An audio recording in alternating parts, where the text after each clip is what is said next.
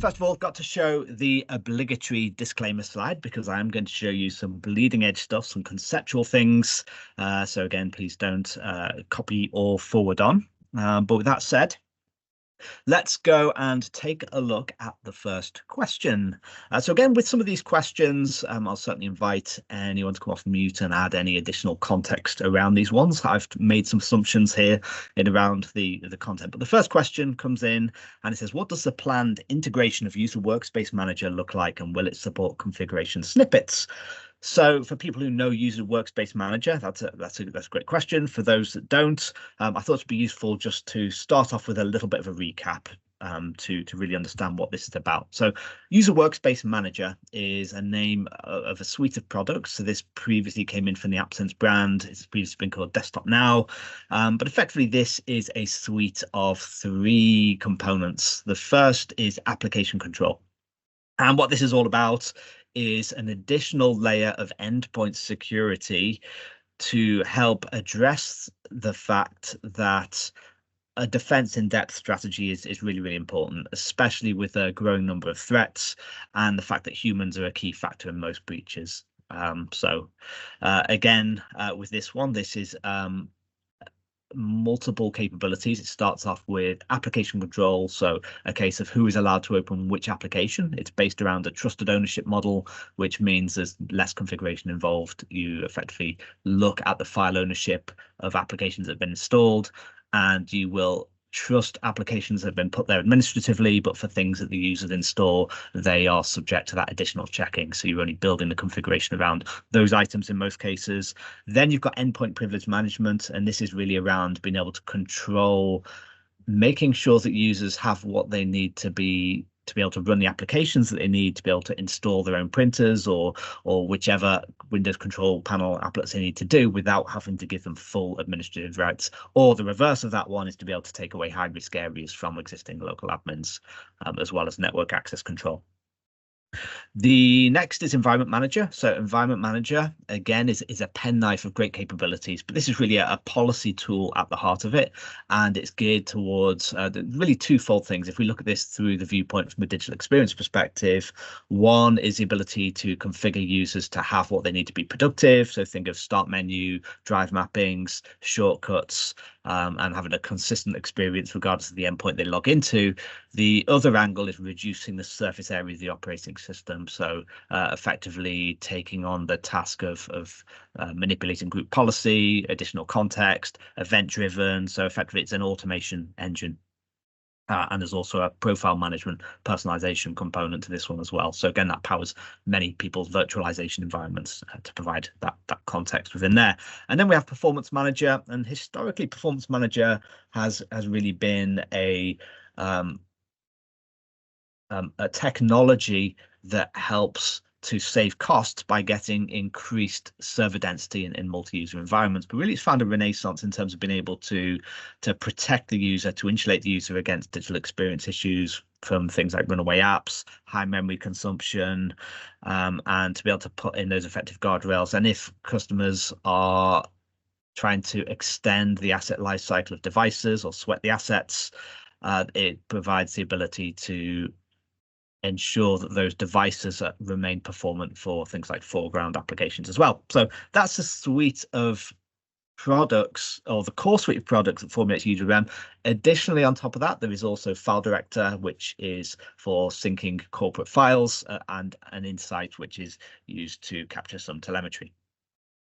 But where that sits in relation to our broader DEX platform is we really think of having this spectrum or this continuum of capabilities, and almost the UEM type of technologies live over to the left, the service management technologies live to the right, and digital experience is really a fabric that extends into both of those areas and conjoins them as well. So really the first opportunity when we consider our mission statement of wanting to improve the user's productivity and reduce the potential for risk. It's all about inoculation. So that's really where these technologies sit.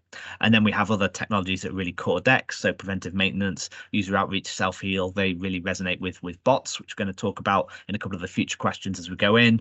And then self-service, analyst acceleration are really where you have those integrations into service management to help accelerate the human component of issue resolution. So if we look at the UWM components, the question here is, okay, so as we bring those UWM capabilities, so that application control, that environment manager, the performance manager capabilities, and because they resonate really strongly from a DEX perspective in terms of being able to inoculate or insulate the user against digital experience issues, what does that look like? So there's really three main areas to this one. First of all, is from an on-prem perspective. So today there's really two areas in our portfolio that talk to those use cases. So that desktop composition capability, the policy tool from an environment management perspective, the profile management, the app control, and the performance manager. So we have our user workspace manager. We also have a workspace control, which historically was a competing product, which again became part of our portfolio through acquisitions. So really our user workspace manager is really the best in breed go forward platform, which is available from an on-prem perspective. Now, for customers who are on a cloud journey, many customers are. We introduced in October of last year our hybrid model, and the advantages that brings are the ability to manage devices from anywhere. You don't need a VPN, and it brings with it the introduction of the Neurons platform, which gives extra observability. You got the benefit of inventory as well as the potential there for full DEX and UEM. So again, that is a great accelerant and helps customers on that cloud journey. And what we're also working on is cloud native capabilities for UWM, and that's really starting out with our application control capability, as well as looking at a native cloud native policy tool. So we'll double click and have a look at what those specifically look like.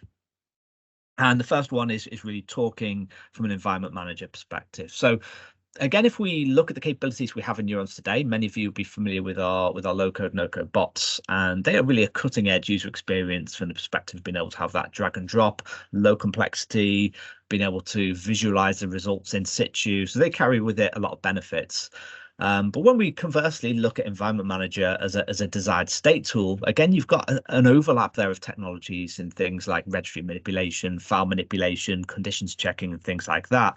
A lot of the same tools in the toolbox, but really the focus from Environment Manager is all about precision. It's all about being able to do the right actions at exactly the right time to make sure that the users have what they need just in time to be able to optimize the user experience, make sure they have the shortest possible login times, to make sure that you've got the ability to defer actions to process start, to process stop. So it's really based around this event trigger engine. It's also based around being able to be orchestrated from the endpoint. So the endpoint has a set of instructions, it knows what it needs to do.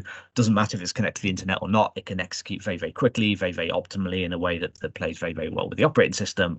But the interface around it, the consoles, again, don't have that same ease of use, of flexibility that you have within bots. So really our focus here is, as we look at bringing those capabilities to the cloud, is to consider the best of both. Have something where we can build the policy tools within the cloud, low code, no code experience around it, the ability to view the results from a central place without without the need to go and start looking individually at endpoints, but to retain those benefits that you get of endpoint orchestration, event-driven triggers, and things like that as well. So double clicking, and again, stress these are very conceptual designs.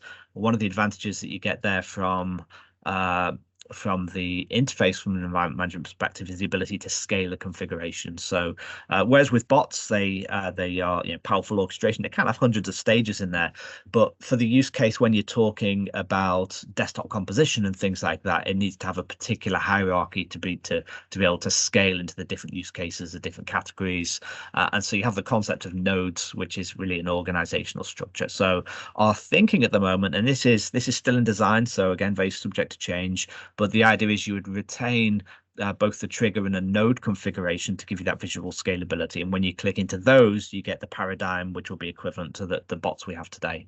And again, from a results perspective, being able to take advantage of the way that we're able to aggregate results in and view the bigger picture without needing to parse through separate log files and things like that as well. So that's really where our current thinking is. Again, if folks are interested in this, learning more about this technology, we are working with a set of design partners, but we'd be happy to involve other folks along this journey to be able to get input and early access to code and designs and things like that.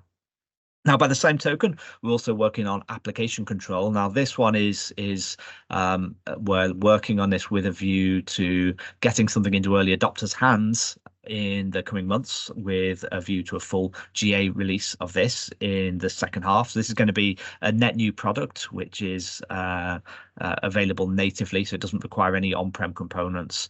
So it's based around the same engine, but it's a completely rethought of user interface.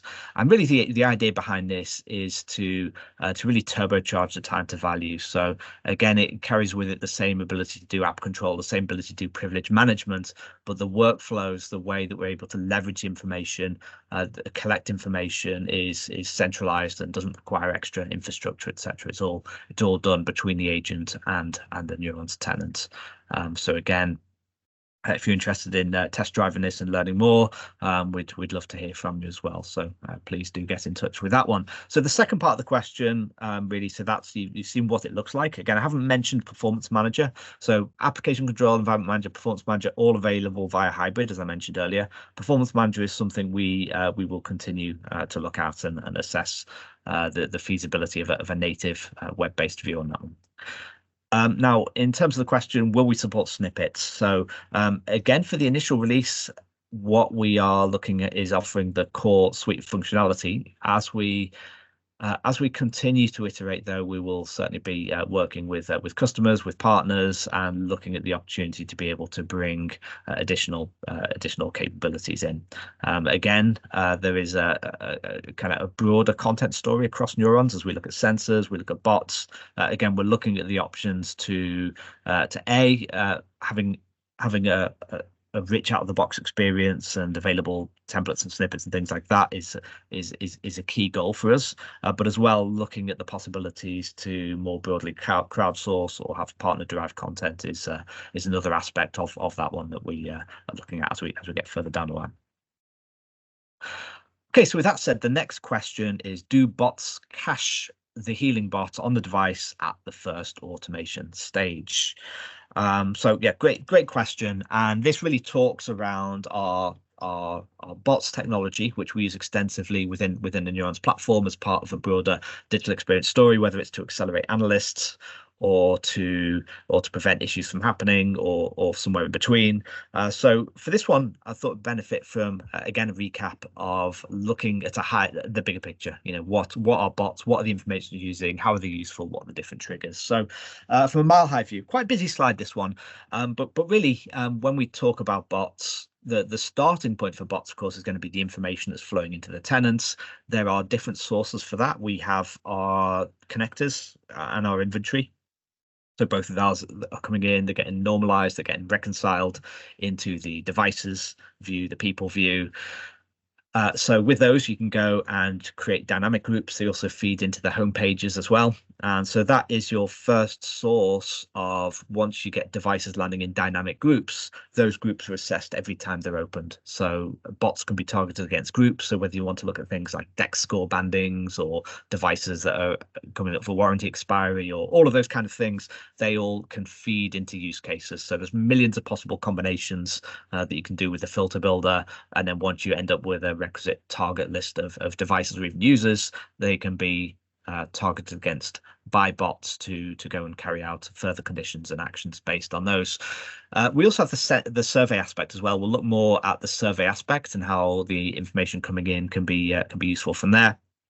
But once we get that information flowing in, again, there's different ways that we can trigger these bots depending on what the intent is. So when it comes to analyst acceleration, the first aspect for that is they're generally going to be human triggered. And so human triggered might be one-on-one through the device view. It might be one-to-many through the multiple device view.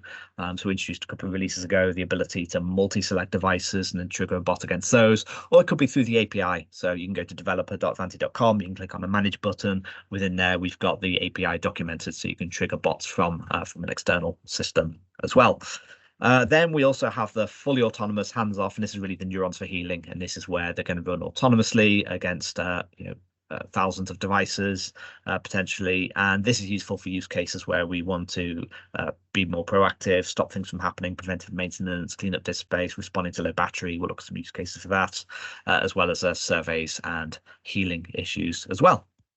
So that's the overall premise in terms of where they help. Now, again, looking back to those spectrum of capabilities, we have out-of-the-box templates within bots that are designed to help users achieve some common use cases, and they are distributed across things that are going to prevent issues from happening, powering user outreach, resolving issues that have already occurred, or good candidates that could be used for analyst acceleration. These can be deployed either against schedule or against custom actions, but there's a view of the overall out-of-the-box capabilities that we have there from an out-of-the-box template perspective.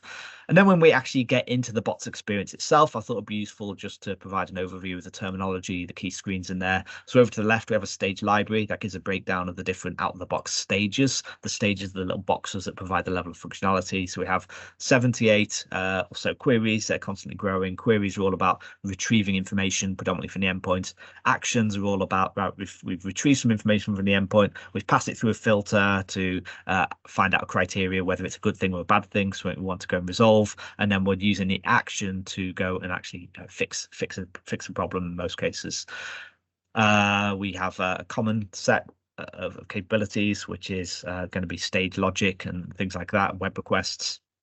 We have custom, which is the different additional scripting languages we support. So PowerShell queries and actions, Bash, OS query, and also Windows command action. Interactions are anytime we want to interact with the end user. So that comprises things like pop-up messages, toast notifications, or Teams-based interactions.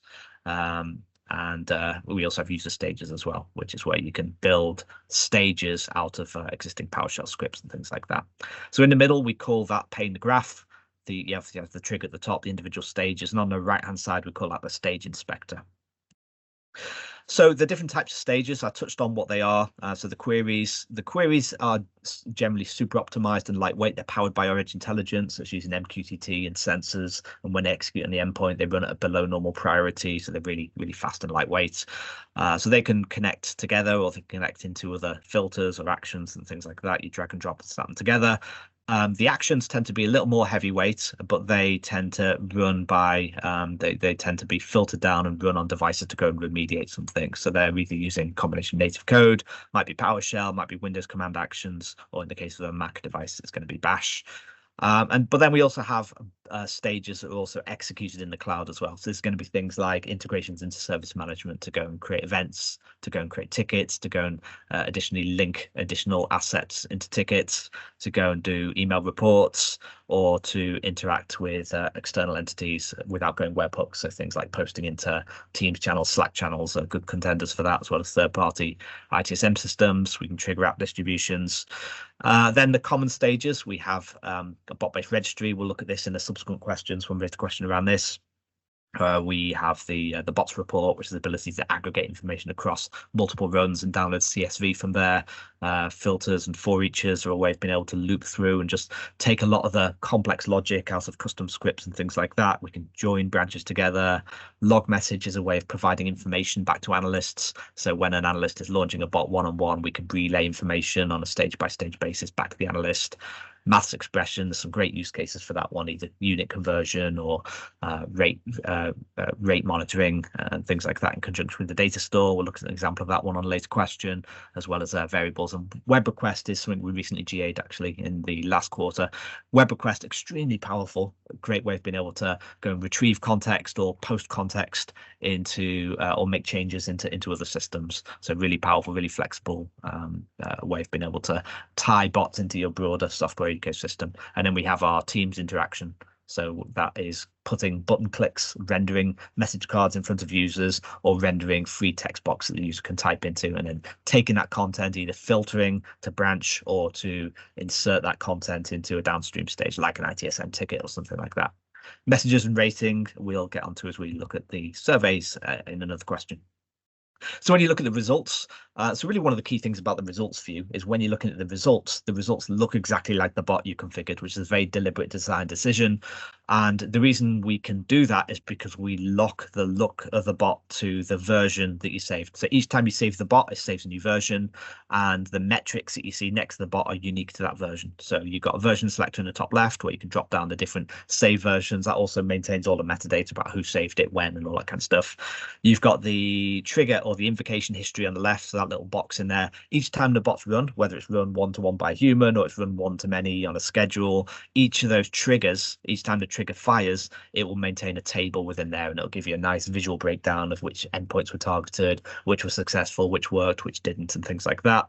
So it gives you all the information in there. And then in the top right, this is kind of one of the less well-known things about bots, is, well, first of all, you've got the time range. So when you see all the little badge numbers on the successful, the failure, the in process, then those numbers will pivot based on the time frame that you select. So you can look over the last 5 minutes, the last 7 days. Each time you select that, all of this page is dynamic and all the content will change. You can filter down by a particular trigger if you're triggering it in different ways. But the all states one, that is extremely powerful. But what that does is that's got the ability to deduplicate results. So if you do using something like the bot data stage, the bot report stage, and you want to run it, 5 times a day for a week, you're going to end up, if you've got 20,000 devices, you're going to end up with hundreds of thousands of results. If you deduplicate the results with that one, you'll only see as many results as you have devices, and it will show you the last time that we got the results from that device. So as a way to basically run a bot multiple times to get coverage, but just view the last state, understand if there's any areas that need following up on, or whether they were transient. Again, that's a great way of being able to do that. So again, the little numbers you get in the badge, top right hand side, how many devices passed in. The green is how many success. Red are any failures. The little in process icon speaks for itself.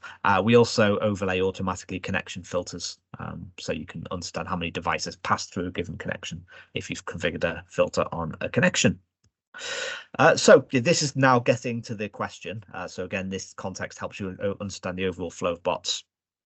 So what will happen is, again, depending how the bot was triggered, if it's triggered through the device view, then that device is what entered the bot. If it's triggered through the multiple device view, that query is passed in, the device is passed through the trigger. If it's run automatically, what we do is we look up the name of the dynamic group that was associated with the bot, and we enumerate the devices that should be in that bot at the time when the bot was run. We actually have a hidden query that fires just after the stage, which effectively looks up which of those devices are online.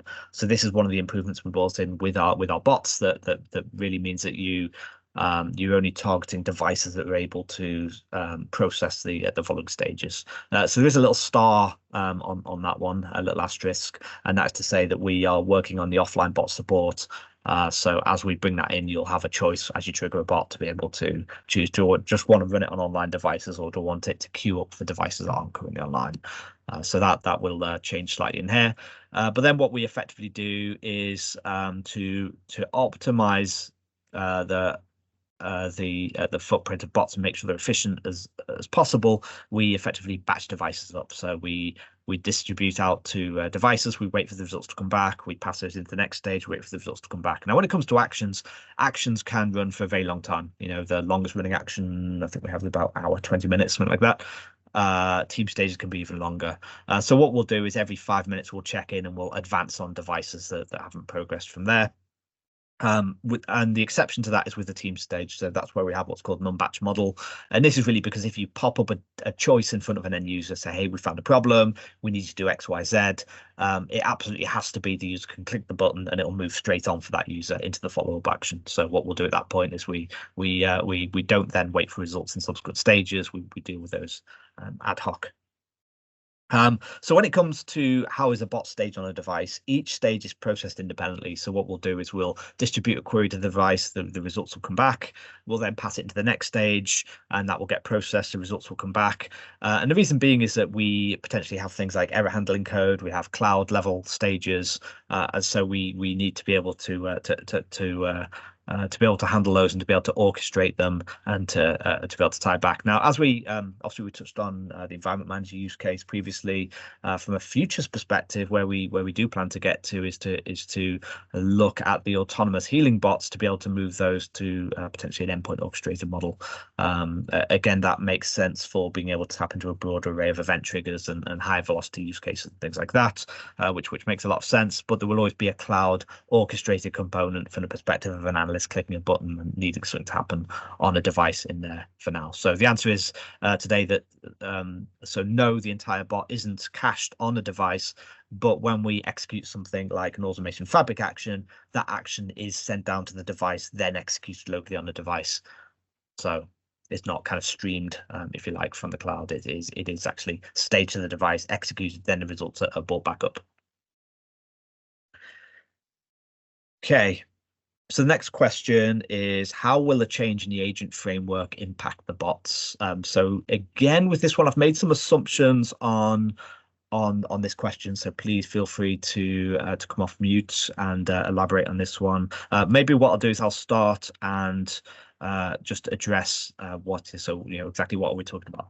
So from an agent management perspective, we recently released a hotly anticipated update for our agent management, which provides a number of new capabilities. So we exposed the enrollment key. We provide the ability to go and view the status of agents, to be able to reinstall, to remove inline, to be able to manage, to be able to see what policy is assigned to a given device from within that view as well. But we also have the decoupled agent policy experience as well. Now, so I think really the impact today is because bots aren't currently tied to policy as things stand, but bots is an orchestration layer that sits against components that can be delivered by a policy, and in particular that's going to be edge intelligence and automation. So if you were to deploy a policy out to devices and you don't have the capability enabled for automation and edge intelligence, then bots isn't going to be able to leverage queries or to perform actions on those devices. So really that's the main prerequisite, I think, that talks to that question. So if there's any additional context to that question, I'll pause for a second if anyone wants to come on mute and they are in the call. But otherwise, I think that is really the only call out that I had on that one.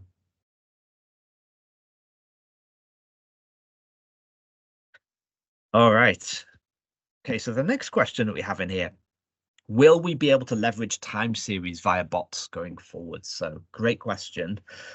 And I think for this one, there's really a capability that we have just recently launched. So I'm going to use the opportunity to talk a little bit about that, maybe a bit of show and tell on that one as well, which does talk to a level of time series capability that we've brought in. We do also have some additional plans in this area as well, but again, would love to get any thoughts and ideas from this group as well. So what I'm going to talk about for this is our survey capabilities. And more broadly, that is a part of what we call human-in-the-loop automation. And human-in-the-loop automation is really looking from a digital experience perspective, the importance of being able to engage directly with end users in order to be able to provide more powerful and contextual remediations. So surveys formulate a portion of these capabilities and these use cases, but the ability to interact is a broader spectrum of capabilities. So it really starts with things from a preventive maintenance perspective. So again, with things like a disk space cleanup, they're things that you can, for the most part, you can monitor and you can handle automatically, things like cleaning up temporary files and things that aren't necessarily user content, old Windows Update caches and things like that the user is not really going to care about. But at some point, if you start running low on disk space, you're going to want to engage with the user when it's the user's content that's taken up the space. You don't want to start making assumptions and dealing with things automatically. Otherwise, it's a recipe for having some upset users. So being able to engage with the user, highlight them, they've got an issue, give them some automated options is a way to really help address the problem before it becomes symptomatic for the user, give the user plenty of runway to be able to action it, but also to be able to do it in a way that is relevant to that user. The same with things like battery degradation. Again, being able to interface with the user. If we think about detecting a low battery, great, okay, but we're going to need to have someone engage with the user, find out when they can take a loaner device or bring their device in for repair, Up until that point, maybe they've got problems, and actually switching them to a more aggressive power plan might help them optimize their experience until the battery can be replaced. So rather than having a human have to do all those things, again, being able to automate the incident creation, being able to automate the information collection from the user to put into that incident, being able to switch the power plan automatically. So all of those things can be done and in line with what the user actually wants. Same with things like looking at devices that are near the end of the warranty. Great opportunity to check in with the user. Hey, is there anything gone wrong with your device that we know about while it's still under warranty? We're planning to keep all of this for another year, so at least if we know about these things, we can understand are the things that we can save some money on by getting resolved now. So again, I won't go through all of these, but you get the idea that you have those capabilities. From a user outreach perspective, though, this is really where we can start to measure more facets of IT by being able to survey users beyond the typical touch points that we might employ, like a post-instance survey and things like that, that are more the traditional routes for collecting sentiment information from users. So let's go and have a look then. So this is really getting to the nub of time series and why it's so significant. So the key thing here is that just like we saw on the previous page, these use cases can be rolled up into full campaigns because they're based on the bots hierarchy. You can pivot from collecting information from users. You can branch those surveys, those bots, based on the rating or the feedback that the user gave, and you can jump immediately into capturing empirical information, helping to resolve the user, performing diagnostics, and you can actually track those metrics and store them at the same time, as you capture that from the user. And layered on top of that, you've also got the ability then to leverage generative AI to be able to take the top level takeaway. So let me jump out the slide for a moment, and we can actually jump in and maybe show an example of this. I'm just going to go and log in on here to my test tenant here, and we'll go and have a look at the survey. It's a bit easier to see in the product than it is from the slides. So I'm going to go into my bots here. I'm going to go into my survey bots, and I can go and look at something like maybe the device performance survey, be a good one in here. And so on this one, if I go and have a look behind the scenes, what I'm doing on this one is I am going and capturing a rating from users. So this is where we're building out the team's interaction with the user. So this is where we're kind of asking that initial question. And the goal here is for it to be a really lightweight experience for the user to be able to vote on it. So you can choose, in this case, I've got 3 emojis. I might choose radio buttons or stars if I want that kind of experience. How many do I want to do it out of? So this is all really just down to preference and how granular we want those results to be, whether you want 0 or not, to allow users to sit on the fence, whether it should be a net promoter score, which also dictate how we kind of roll up the results from there as well. But the idea here is you're just asking the user to rate something, some aspect of their experience. So you could say if the user scored under 50%, go down this path, or down this path. In this case, we're just capturing some sentiment. So what this sentiment stage is doing is asking the user, well, why did you give that rating? And we're asking what we're doing is we're parenting it with that above question. We're asking the user another follow-up question saying any suggestions for improvements. So these are great use cases because, again, this is going to render an open text box for the user to be able to type back a free form response. And if we think about we're going to push this out to tens of thousands of users, that's going to be a lot of free text responses. So we'll come back to that in a minute. But the other thing we're going to do is capture some empirical information from those devices. And this is really where the time series component starts to come in. So in this case, I'm using the battery health because that's a great way of getting the chassis, make and model, CPU usage. We're going to pull in information about the top process. And then what I'm doing is I'm using variables. Variables are just a great way of being able to concatenate different results together or to put them into a human readable. So in this case, I'm taking the make and I'm taking the model and concatenating together, which will make it good to post-process when I want to compare the performance of different models. I've got the CPU usage in there and I can put a friendly label on it. And then we have this new stage called survey metadata, which is where I'm storing these time series attributes. So this could have been from these queries that I put in. It could also be bot inputs. So again, if I'm triggering surveys from an API and I want to pass in other external information and have that stored as time series within the survey, this is a way of choosing what data gets stored alongside these ratings and sentiments that the user provides. So, okay, so that's the configuration side. Now, to make that make more sense, let's go back to the survey results. And this is, again, where I'm seeing this time series. It's not terribly exciting view, this one. I've only run this test one a few times just to generate some results in here. But what you'll see is, first of all, I have this overall rating. So this is just showing me the impact over time. I can go if I want, and I can expand out the questions underneath. I can see the individual question makeups in there, and I can see the free-form text responses. So what I can also do is I can choose my granularity. So if I want to see, well, okay, that's daily, doesn't make a lot of help. I want to compare month on month. I want to compare year on year. So again, as I kind of change these things, it's going to pivot the results. I can also go and say, well, let's have a look at the last 30 days instead. Let's go and have a look at the last 7 days. Nothing in there, and it's going to pivot all the results in there. Or I can go and compare a given time range. So great way to be able to click in. If I was to see, well, hang on, I got 60% there and only got 33% there. If I go and click in, it's going to then filter down all of the results underneath and let me read all of the free-form feedback around there. So that is the first aspect from a time series perspective. So the other aspect then on that one, if I can unselect that one now to bring up all the data, is what we call split on metadata. So actually, before I get to that, I'll just talk about the filters, because the filters are really, really powerful as well. So a little bit hidden away in there. Again, welcome any feedback you have on the UI and exploring this. But what the filters do is, again, this might be a survey you put out to the whole estate, and one of the really important aspects of being able to post-process this is to be able to compare apples and oranges, to be able to narrow things down and be able to understand patterns in the data. So one way of doing that is with filters. So what you can do with filters, you can click Create New. And now what you can do is you can go and browse the whole selection of attributes that we pull in from the combination of connectors and inventory. So you can go and click into these and build out filter sets just like you build dynamic groups.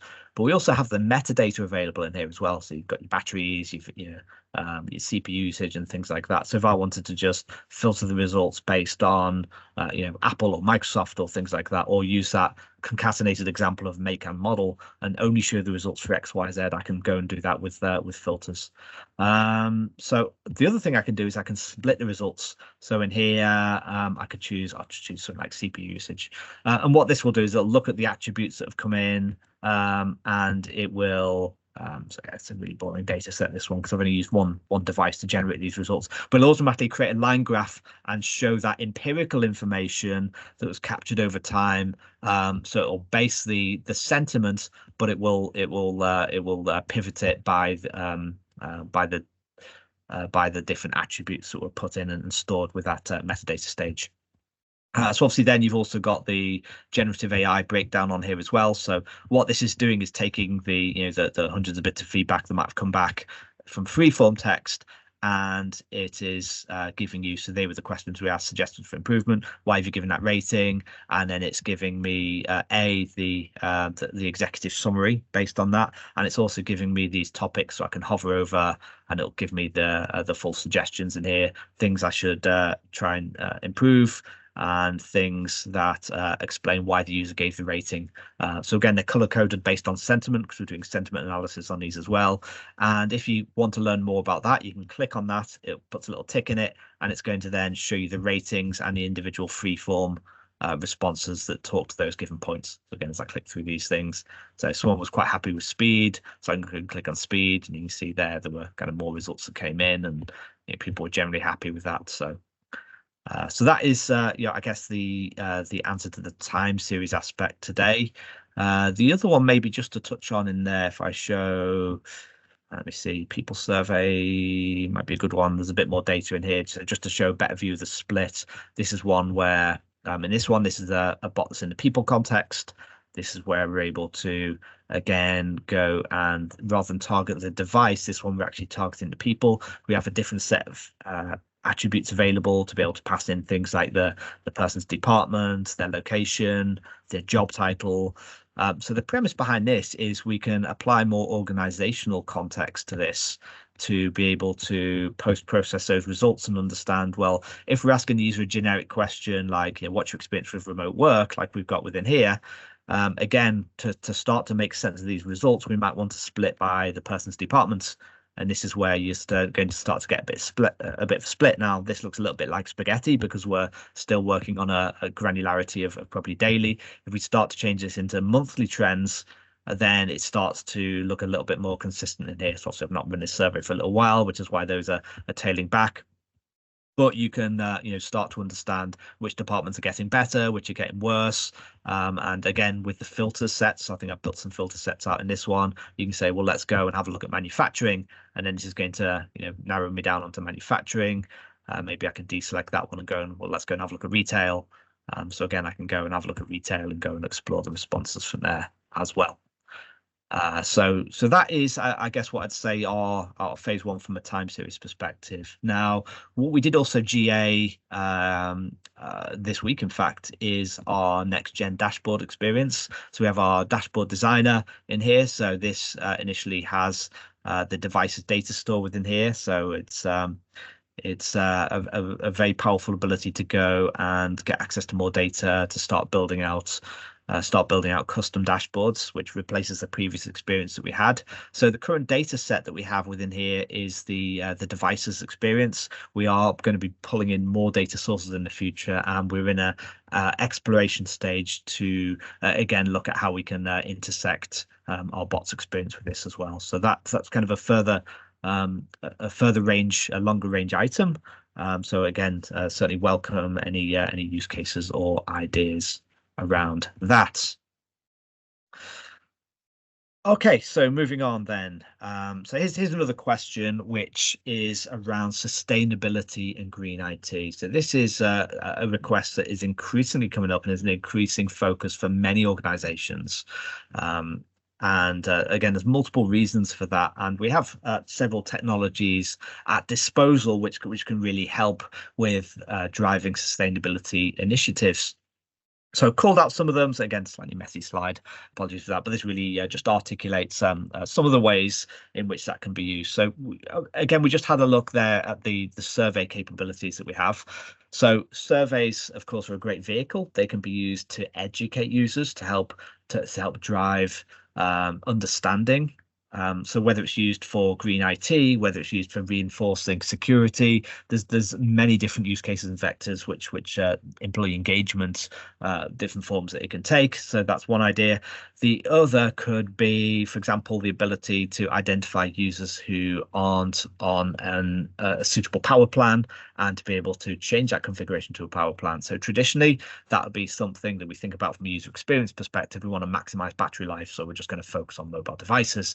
But if you think about desktop devices as well, we can think more broadly from a sustainability perspective, energy consumption. There's again, many organizations are looking at power plans as a way to decrease the energy footprint from a broader device selection as well. So bots are one way that you could do it. Amongst others in there. We also have out-of-the-box content. There's a Lenovo odometer bot. So this is specific to certain Lenovo hardware, but that tracks things like the number of times the device has been dropped, how many times it's overheated, how many CPU cycles it's done, how many SSD read and writes. So really that is useful if we think about the lifespan of a device as it's getting near the end of the warranty. Is this be a good one to, if it's had relatively low usage and it's in good condition, it hasn't got any indicators that it may be one we want to think about replacing. Again, the longer the lifespan we can get out of assets that are performant, that's going to be a good thing from a sustainability perspective. We touched on the warranty as well. Again, devices that are coming up for warranty, if we can deal with devices that are still in warranty, action with campaigns, then we stand a better chance of being able to get more life out of that hardware, which again is great from a fiscal and a sustainability perspective too. Reimage and replace smart advisor. Again, that's geared towards being able to make recommendations based on the lifespan of the device and its available resources, whether it's going to be potentially more economically viable to reimage or replace it. And then we have edge intelligence sensors that are focused on things like energy consumption, which are you've also got login times and startup activity, and being able to get a better visibility as to which apps are really consuming energy. Okay, so I'm just going to pause for a moment. So there are a couple of other questions to go through. I did just want to see, I'm conscious I've been talking for a big while. I just want to see if there's any questions that have come in on the chat. Oh, so we do have a number in there. So I'll just have a look in here. So when will Neurons ITSM be available? So, okay, so I think, yeah, that one is, we can get back and clarify the date with that team. From there, when will the Neurons platform be available on Ivanti's FedRAMP landscape? So yeah, from a FedRAMP perspective, this is something that we continue to look at. So it's not on the near immediate term roadmap. We are continuing to look at what's required and move in that general direction. We don't have a fixed date for that one yet. If you're interested in testing app control and neurons, who we need to contact. So thanks, Christian. So that would be Lara Hellman on my team, lara.hellman@ivanti.com. But I can certainly take away and pass over your details too.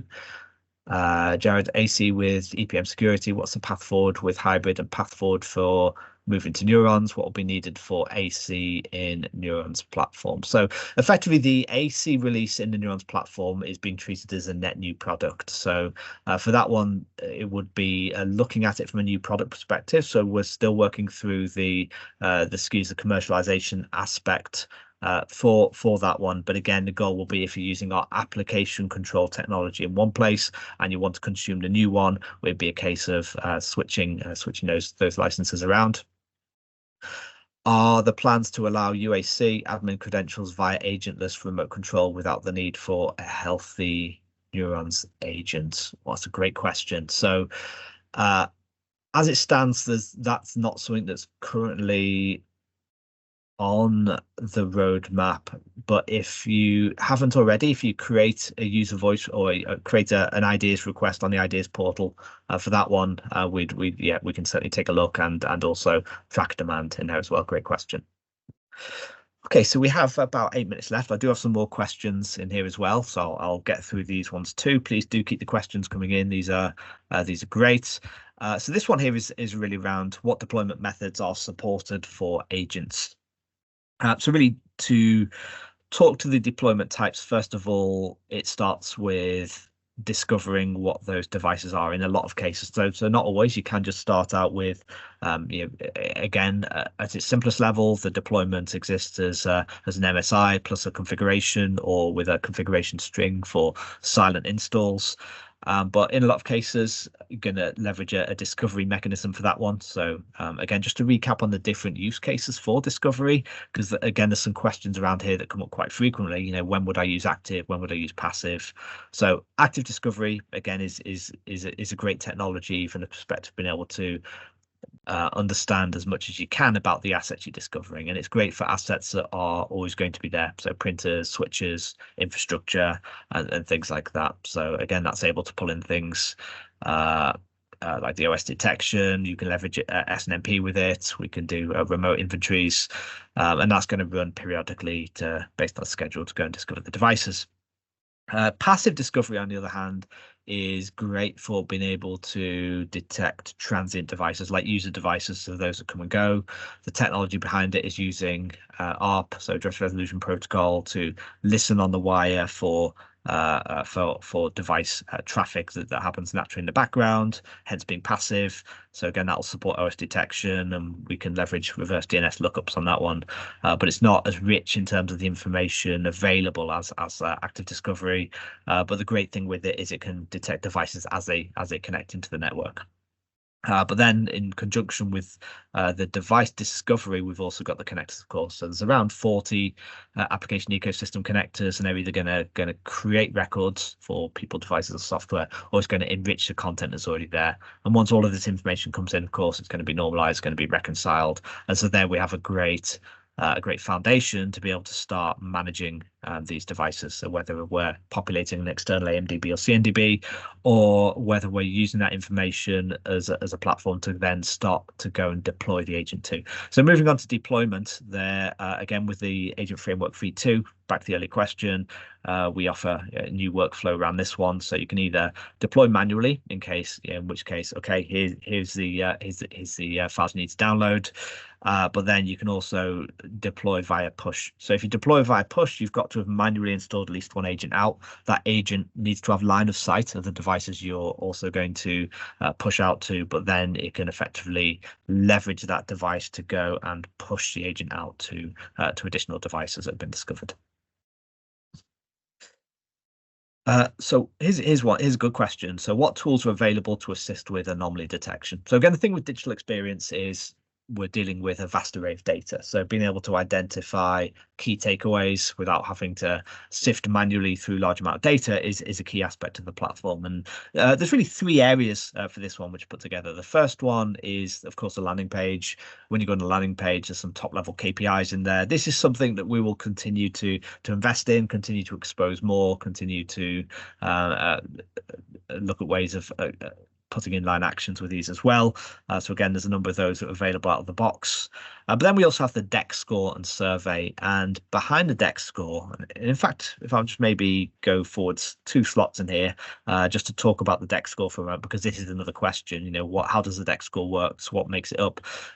So again, it's a hierarchical model. It starts off at the device, and then it will roll up into the user, the people DEX score, and then we have the overall organizational DEX score as well. But we're actually using anomaly detection under the hood to make up the device aspect of the score, and that is on specific indicators. So when we look at things like the number of application errors, when we look at the CPU usage, the memory usage, the storage, disk storage consumption, the rate of boot degradation, all of those are tracking the baseline against that device to understand if these things are out of the norm or not for that device. So it's really a call to action to say, hey, there's an unusual pattern of activity on this device. So that's going to have an impact on the DEX score. It's also B, going to raise it as a recommendation. So the idea there is that it's providing a drill down view to be able to understand the context behind a DEX score change on that one as well. So that's really where the anomaly aspect of that comes into the DEX score. So of course that's going to be exhibited at the individual device. If a user uses multiple devices, that score will be brought up. It'll be averaged out between the multiple devices, and there's additional salt in there based on any ITSM integration where users raised a ticket. That tickets, of course, get assessed for the number that are open, the severity, the age, as well as the sentiment analysis used within those tickets. So if they've been linked against devices, that'll factor into the device DEX score. It's actually the component with the biggest weighting. If it's been raised by a person, then it will also have an additional weighting on the user's DEX score independent of the devices underneath. And then that can be that will boil up to the organizational DEX score, which can be either pivoted on people or devices. The third aspect from an anomaly perspective is edge intelligence. There's actually a fourth as well. I'll see if I can get to it in the last 2 minutes. But the edge intelligence is going to categorize the buckets of what's normal versus what's not normal across a range of 80 or so sensors that we have within there. So the other aspect for anomalies is really around rate. And there's really 2 use cases for these components that we have within bots. So the question around this one is, how do I control repetition within a bot? And this is a combination of being able to use that ability to write information to a cloud-based registry per device, and then being able to read that back. And we can use that in conjunction with a maths expression stage to be able to increment values. So have we healed this device before? No, let's create a record to say we've healed it, and let's increment that each time we have to heal it. And if we have to heal it more than 3 times in a month, let's take a different course of action. So again, from an anomaly perspective, that is another pivot of that technology, but also a way of being able to store user preferences, either in the same bot, different bots. Don't remind me again for 60 days. Might want to run the bot multiple times in between, but we can persist and maintain those preferences indefinitely, either on a per bot or multiple bot device. So I think that I think we got through all of the questions there, speeded up a little bit towards the end. So again, we've covered a number of different areas today. There's been some great questions that have come in. I haven't seen any further follow-up questions in, but hopefully that's been a useful deep dive into those questions. If you do have any follow-up questions, feel free to reach out to me directly, robin.rowe@ivanti.com. But also, just to recap, if you're interested in test driving any of those native UWM features in the cloud, that is lara.hellman, Lara. In fact, I'll write it in the chat message here.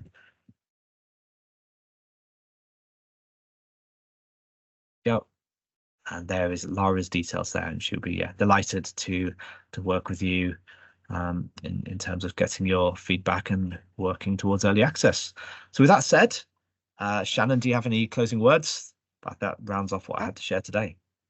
We did get one more question from Mike. Any thoughts on a community forum for sharing bot ideas, etc.? Super, and hey Mike, great to hear from you. So yeah, great question. So there are really two things here. So one is, of course, feel free to use the ideas portal there as well, because that's great because people can vote on it. Helps us, kind of understand the relative. There's also on the bots templates page, there is a feedback address, bots underscore or dash feedback at Ivanti.com. So that one is collected by the content team. We have dedicated content PM who's again, more than happy to work and understand use cases, brainstorm potential solutions, and is going to create the out of the box bots. We are looking more broadly from a features perspective in ways that we can tie more directly into the community as well. Again, look at the potential for future marketplace integration, things like that would be great to get to. In the near term, though, again, we're more than happy to either hear the use case firsthand, either leverage our forums, or create an Ivanti idea through the portal. Thanks, everybody. Thank you.